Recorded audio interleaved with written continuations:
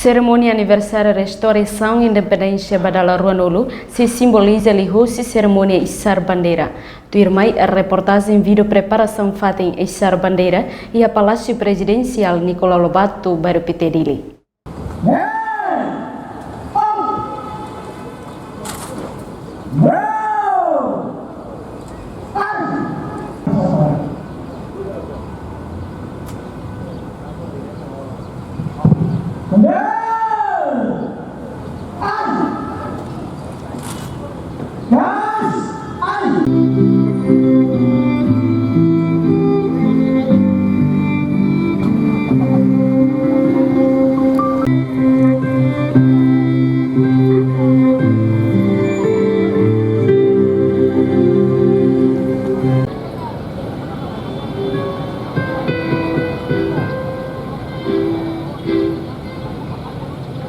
Público selecionados das escolas existentes na autoridade municipal de Dili em número de 60 da bandeira nacional da República Democrática Timor-Leste pretende configurar a data da comemoração do Dia da República Democrática de Timor-Leste repartido em 3 partes. A primeira parte do corpo em cada ala contém número da República Democrática de Timor-Leste. A segunda parte do corpo